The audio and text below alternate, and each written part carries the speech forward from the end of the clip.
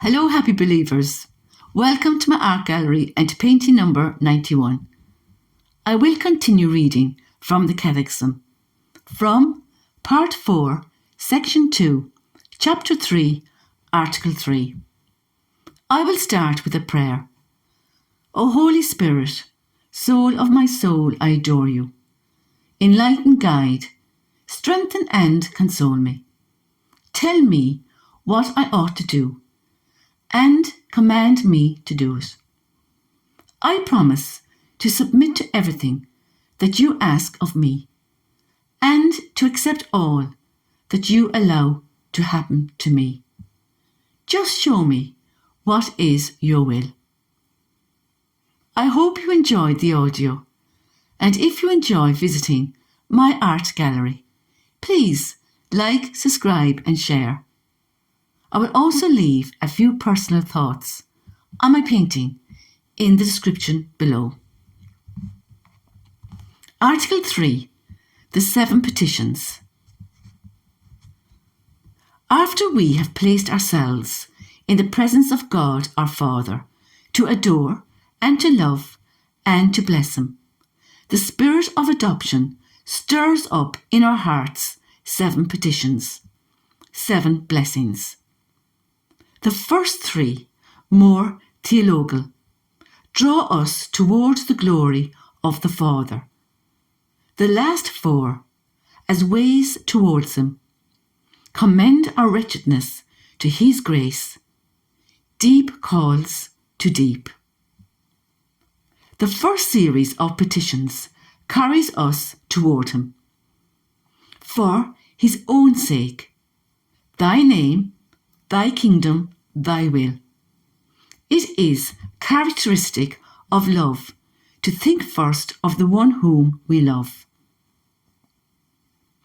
In none of the 3 petitions do we mention ourselves. The burning desire, even anguish, of the beloved Son for His Father's glory seizes us. Hallowed be Thy name. Thy kingdom come. Thy will be done.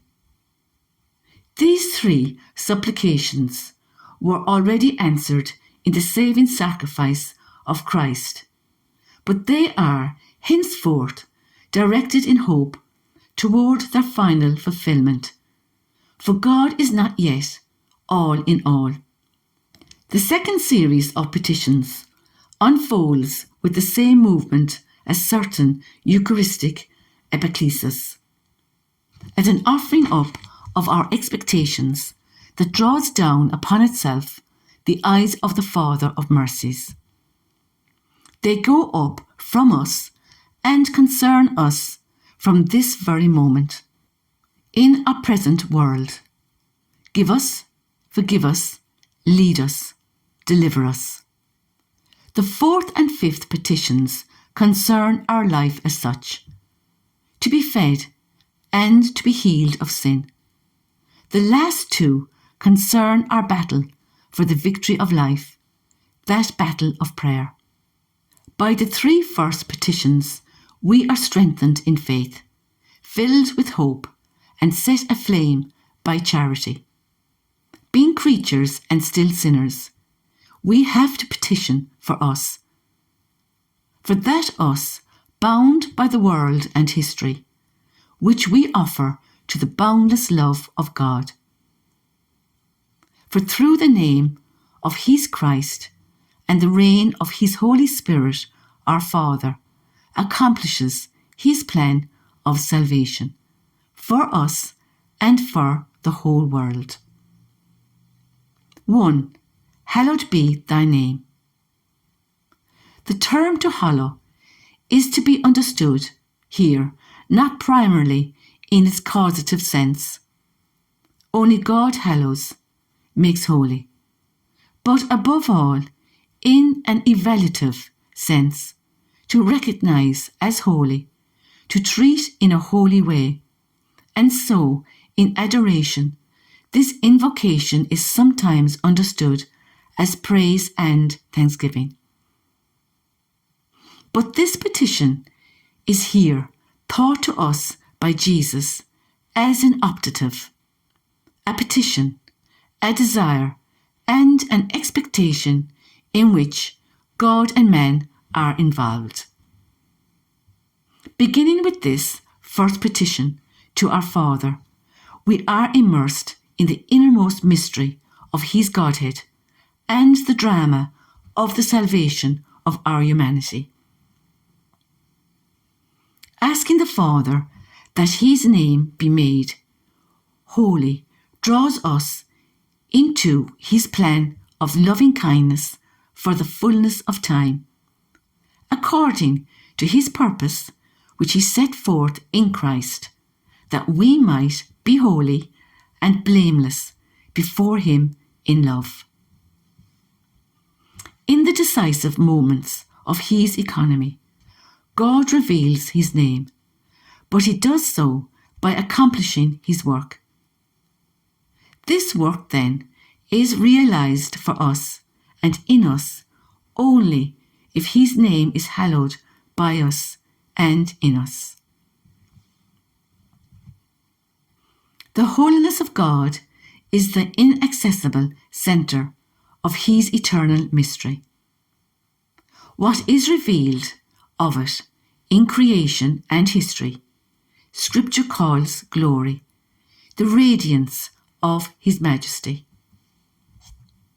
In making man in His image and likeness, God crowned him with glory and honour. But by sinning, man fell short of the glory of God. From that time on, God was to manifest His holiness by revealing and giving His name in order to restore man to the image of His Creator.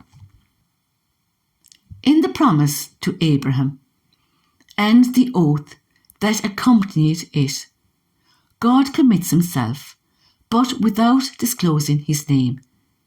He begins to reveal it to Moses and makes it known clearly before the eyes of the whole people. When He saves them from the Egyptians, He has triumphed gloriously. From the covenant Sinai onwards, this people is His own. It is to be a holy nation because the name of God dwells in it. In spite of the holy law that again and again their holy God gives them, you shall be holy, for I, the Lord your God, am holy.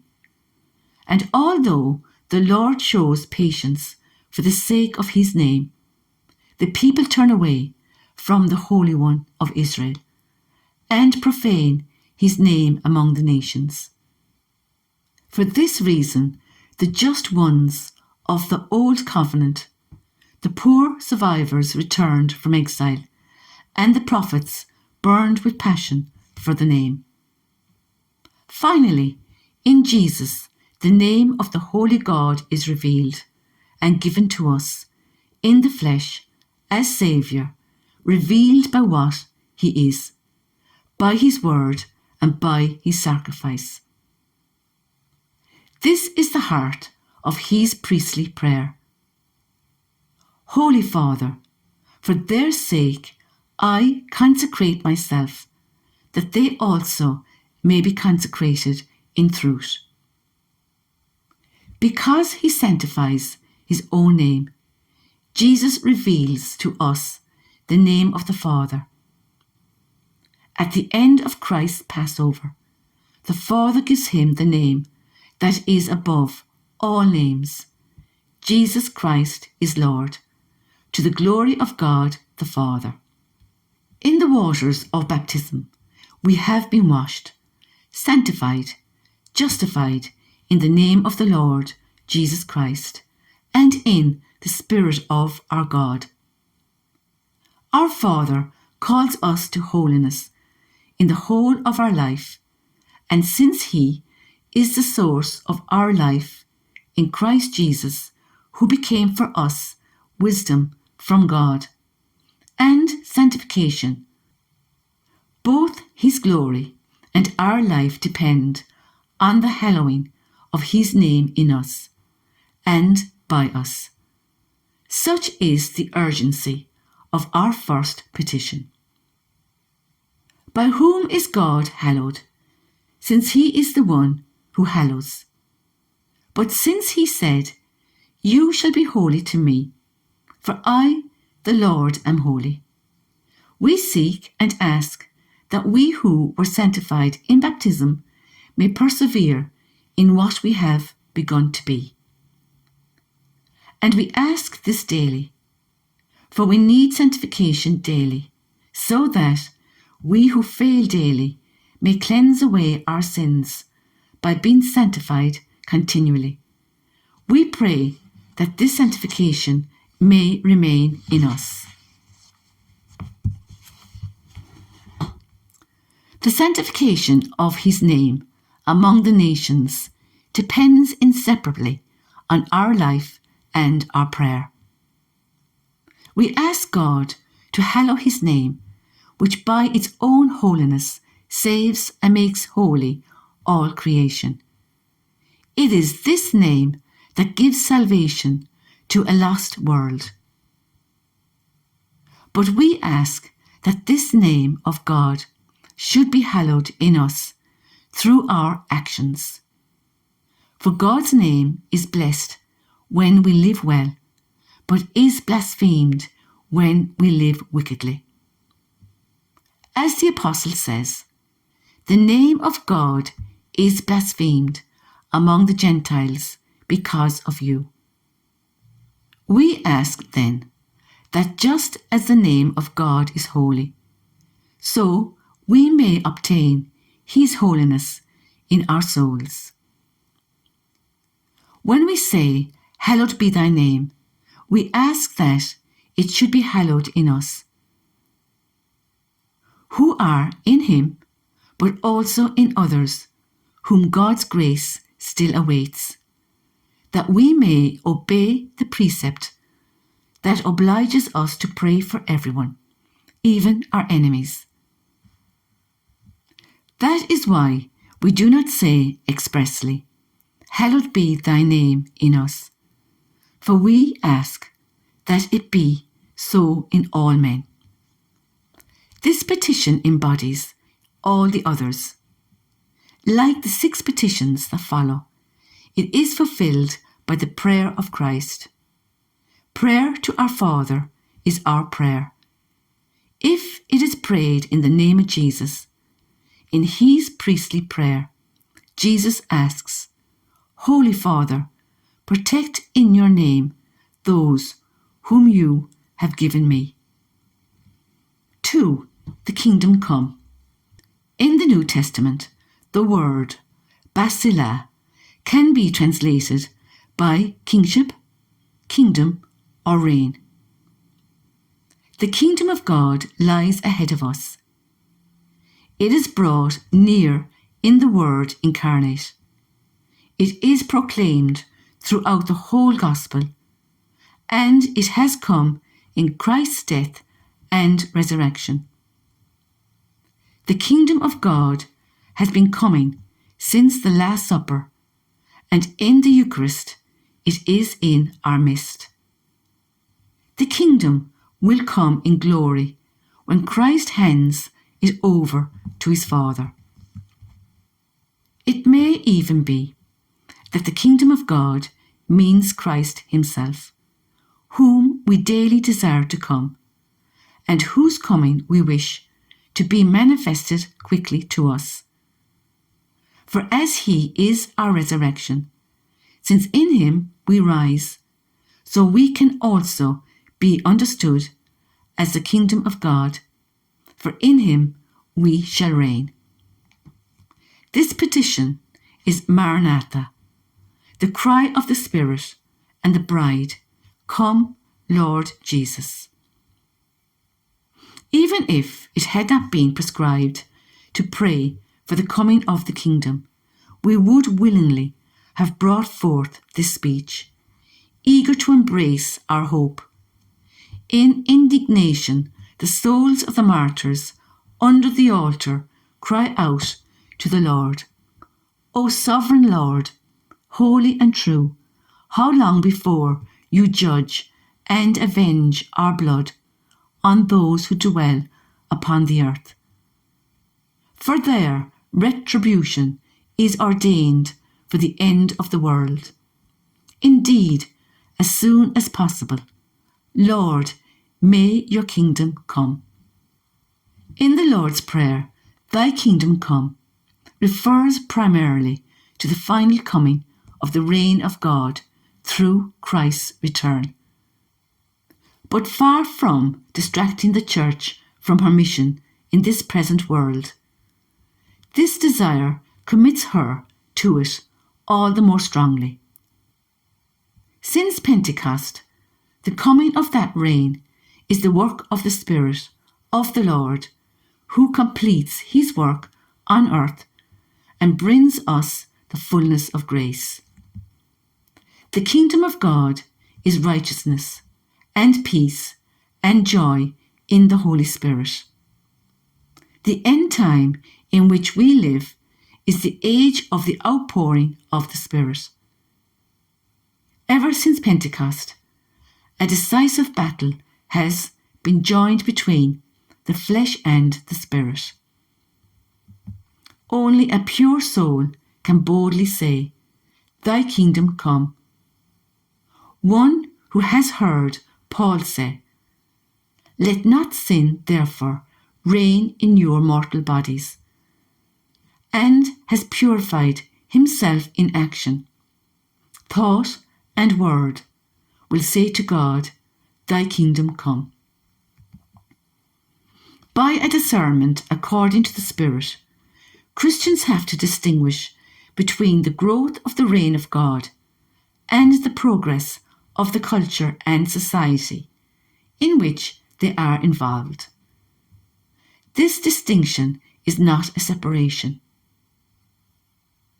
Man's vocation to eternal life does not suppress, but actually reinforces his duty to put into action in this world the energies and means received from the Creator to serve justice and peace. This petition is taken up and granted in the prayer of Jesus, which is present and effective in the Eucharist.